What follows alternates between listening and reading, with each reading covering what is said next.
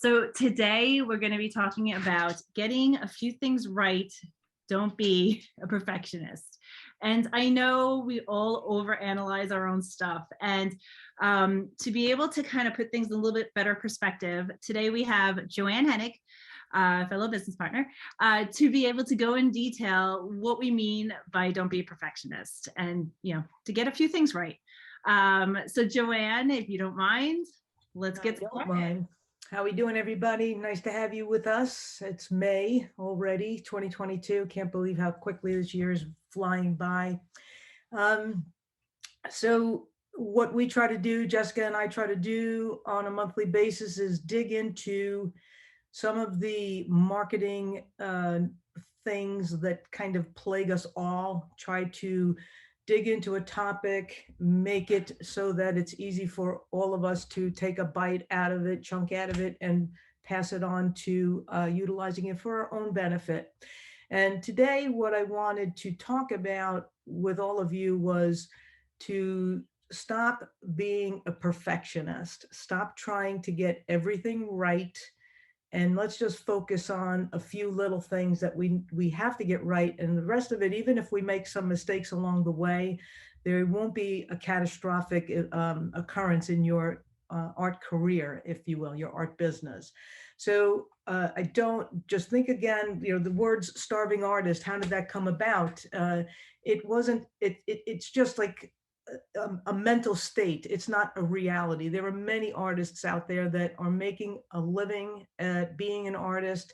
There are many artists through the history of man that have made many, many dollars, have become wealthy as artists. So I would like to try and get this term starving artist out of your mental view, get rid of it, throw it out. It doesn't serve you. And let's kind of work on the little things that make us successful along the way.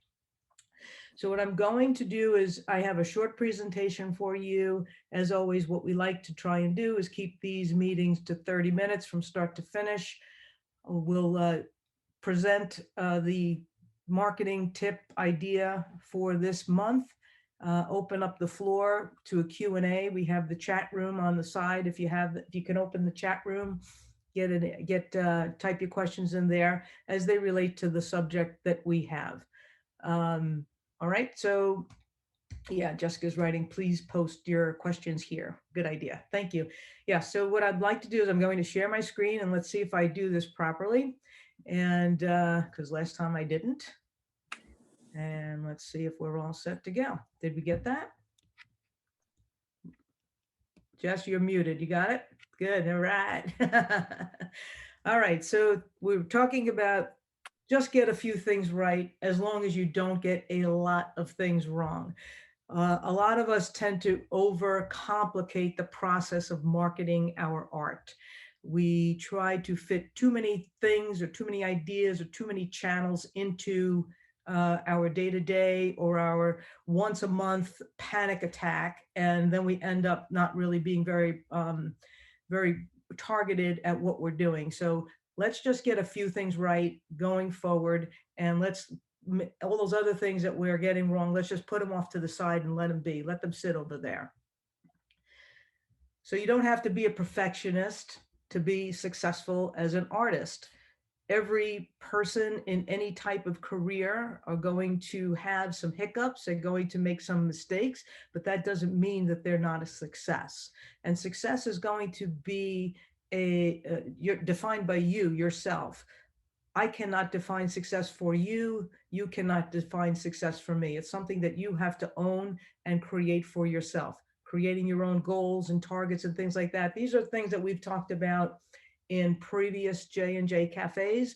So define what your success is, and then let's not overcomplicate the way we're going to get to those that success ratio. I'm just going to minimize this window here. So the foundation of your art business is your customer list. We've talked about this, I hope, ad nauseum in the past. And until it sinks in with all of you, your foundation of your art business is your customer list.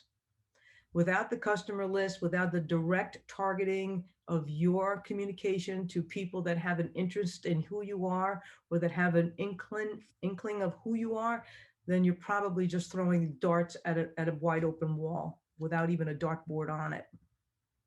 So retaining your customer data gives buyers the opportunity to come back and shop with you again. Very critical because most artists don't even understand the fact that someone that makes a purchase from you is more likely to come back and make a purchase from you 3 to 5 times more. So if they make one purchase, we want to be able to stay in touch with them and keep them on our radar. So let's talk about the difference between a customer and a collector. Most artists treat the people that they come in contact with, people that have an interest in their art, as a customer. What I'm saying is let's treat them as a collector, because an art customer is going to probably make one purchase. You're not going to really corral them into your purview, and they'll make that one purchase of that commodity or service that you have to provide. And then once they leave you, they're gone forever. But an art collector is a person who is going to build an art collection, and they're going to accumulate art for their enjoyment. So if they're going to be an art collector in your mind, why don't we have them collect your art over and over and over again? So I want you to start thinking about your customer list as an art collector list. So if you shift your focus from referring to your list as customers rather than art collectors, and then treat them like VIPs. So refer to your list as, oh, I wrote this backwards. I'm reading it and it doesn't make sense. Actually, we want to refer to your list as art collectors as opposed to customers. And then once we have it in our head that they are art collectors, then we want to treat them like a VIP. And what do I mean by treating them like a VIP? So we're going to do some special things with this art collector list. We're going to have the ability for them to see your art, see anything that it is that you're doing in your art business before you post any of that information on social media or anywhere else out in the marketplace. So before you have a sale for anyone and everyone that you market to on social media, have an exclusive pre-sale special for your VIP collector list. Give them first look. So if you have a new collection or a new art series, or even if it's one art piece, remember to put that information in front of your VIP art collector list first. And I put over here the third bullet point, the 100% commission protection. So with Photo Art Pavilion, remember, go off and have your sales, market, do everything that you need to do. Your 100% commission is always guaranteed with Photo Art Pavilion. So feel free to really treat your VIPs awesome and special. It's a great thing to do.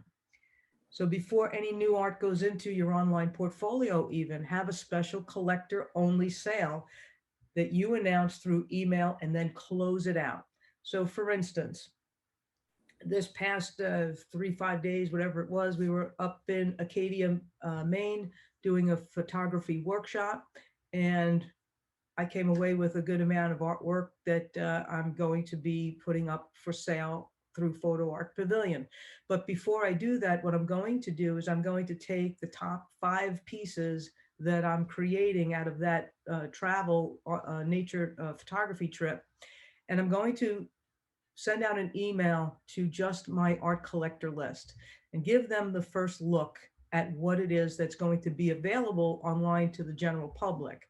But I'm also going to give them a discount at that first look. So if they want to make that purchase, they can contact me directly. I'm not going to have it go directly to Photo Art Pavilion store, not yet, but I will have them contact me directly so that I can gauge the interest of my new artwork that's going up for sale. Now, if one of these art collectors happens to contact me and wants to make the buy, then I'll simply just load the image up on Photo Art Pavilion and put the sale right through there, because then all the processing and everything gets done right through Photo Art Pavilion. But I'll hold true to the discount that I'm going to offer them. So this way, this art collector is going to feel very special, and they're also going to be looking at your perceived value. We talked about perceived value. Oh, I think it was maybe two J&J cafes ago. So if online at Photo Art Pavilion, you have an art piece, for example, an 8 by 12 that's available for $100, but you're giving your art collector first look and exclusivity to make this purchase with a 25% discount, they're feeling awfully special, and your perceived value is going to jump. It's going to go a lot higher. So think in those terms. So here's another way to work with your VIP collector lists. If you are exhibiting in a physical gallery, do a pre-show sale with a VIP only percentage discount. Example again, I'm in an art exhibit. I have one piece in an art exhibit. I can announce to my art collectors that I have this particular piece available to be seen in such and such a gallery during such and such a time. It is a 20 by 30 metal piece, and the value that it is on the wall in the gallery is $400, as an example. I can also put out a 25% discount on that. And you say, well, why would you do that? Why would you sell it for 300? The net effect is the same. The net effect is the same financially for me, because what happens if I announce the 25% off a pre-exhibit sale exclusively to my art collector list and make the sale? What money have I lost? I've lost zero, because the exhibit gallery often takes the 25% of the sale made during a show. So the net earnings to me are the same, and your art perceived value goes up. So this is a very important concept. We're taking the VIP art collector list, and we're really honing in on giving them something of value that we're creating the value of. We're giving them that value. They may look at your art at times and say, wow, that's just crazy. Why is she charging so much money? How could she do such a thing? But when you treat them special and they come back to you time and time and time again, now they're becoming a fan of yours and they're becoming a collector of yours. And your perceived value actually goes higher and higher and higher. So your collector list is your gold standard. So we don't want to get this wrong. So in the beginning of this presentation, I talked about not having to get everything right, but getting a few things right, not getting everything wrong, not getting everything right, but just let's get a few things right. And one of the things we want to get right is we want to get our art collector list right. Without a list of emails, direct email clients, collectors to reach out to on a regular basis, not once a year during holiday season, but on a regular basis, you as art photographers are doing a lot of things in the marketplace, and you need to talk to your audience about that, not just through social media. We've also done many J&J cafes where on social media, you may post a post and thinking, wow, this is the best post I've ever posted. But with all of the noise and the static out there, your post may go up at 7 o'clock in the morning, and the person that you wanted to reach or should have reached is not on at 7 o'clock in the morning. So the direct mail is something is going right into their email box, and they're going you're going to have a better ratio of success when you're working with your collector list. So don't be a perfectionist, right? We talked about this, very simple. We don't need to do everything perfectly perfect. It just is not humanly possible, but we need to just try and get those little things that we have in front of us, that we have our hands on. We have the ability to control that list. So we have our hands on that. Let's make sure we get that right. And I'd love you guys to be a GOAT. Be the greatest of all time. So learn to always build your collector list. It's built the same way as your Instagram list is built, your Facebook list is built, your followers. It's one contact at a time. A lot of times, artists will come to me and say, well, gee, I only have 3 or 5 people in my direct email list. Isn't it crazy that I'm going to email these same 5 people over and over again? Well, you'd be surprised how many people you run into on a regular basis where you can pick up one email. If you put the goal in front of yourself and say, I want to add 1 email a week into my art collector list, Now you're starting to build something, and over time that becomes your gold standard. So I want to give you guys the opportunity. Can you see me now, Jess? Everything okay? Okay, so I just wanted to give you the opportunity to post any questions that you have with regard to this. Sorry for that one slide where I had my terminology backwards, but I the only reason why I'm so, Jessica knows I'm like this. It's just so important to have your direct email contact list, your customer list. I like to call it the collector list, because I myself have had the greater success there than I've had on any social media platform. I have more followers on Instagram than I do in my email list. I have more followers on Facebook than I do in my email list. But where does the majority of my sales come from? My direct collector list. So it's my gold standard, and I'd like for all of you to consider that to be your gold standard as well. With that, you'll be able to come up with, I call them excuses, but like, hey, that's a great excuse to get on my email list, email and like send out an email. I'm in this show. I just went to Acadia, whatever, like whatever I'm doing as an artist, as a photographer. I believe very strongly that anyone that's on my email list is interested in knowing these things. And not everybody that's on my email list is on social media. I know a lot of folks that are on my email list that can't stand Facebook. They can't stand Instagram. So they're not going to see my messages and the information that I am trying to share with them about the new and exciting stuff that's going on in my art life. So I try to always put my focus on my direct collector email list first, and then I spread it out across social media as a secondary option. So a lot of us do it the opposite way. We flood social media with all kinds of information and pictures and so forth and so on, and it becomes a little tedious, and you just don't know how much of that is actually going to land in your wallet. So that's really the crux of it all. So I'd like to take this opportunity to get some questions answered from any of you, if you have any. Oh, Joanne, And I do want to jump in. sure. I really did enjoy your presentation, and to make that mind shift of reevaluating your email list and to name it your collectors, and then to really treat them like VIPs. I mean, they really are. They're the ones that are really trying to connect with you in a different, more tangible way versus the social media aspect. And I think making that shift really is valuable. The other thought too, so not to be a perfectionist, it's all about doing. And the chances where you're not doing is where you may miss out. So if you're not engaging that email list, you may be missing out. It's the same idea when you're out and shooting. You're not going to get the capture unless you actually go out there.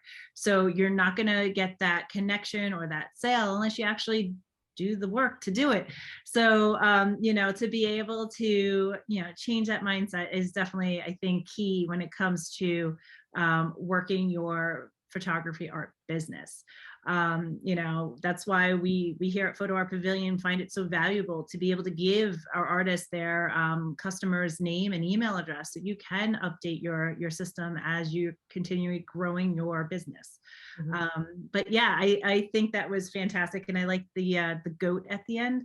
That was great. Be a goat. I didn't Everyone should make be a that goat. up. That's a sports acronym. Is it? Oh, I never heard of Yeah, that. That's yeah, actually yeah. really funny. I got to kick out Greatest of of that. all time. Yeah. Excellent. But So yes. you brought up a good point, which that Photo Art Pavilion does share the art buyer's contact information with the artist. So whenever there's a sale through the website, you're going to retain your art buyer's information. And one of the first things that I like to do with that information is immediately add them to my collector's list, number one. Number two, immediately send them a thank you. Thank you for making a purchase and enjoying my art, whatever my wording is. I don't know. Sometimes it's different. Sometimes I have a standard template that I use. But just make sure you're making that personal connection, because art is a personal connection. I always call it art is heart to heart. Something in me uh, made me A, photograph that scene, B, process that scene in a certain way to create an art piece. And someone on the other end is feeling that the same as the way I felt to put it out there for sale. So I always like to have that heart to heart connection with my art. I think that's really special.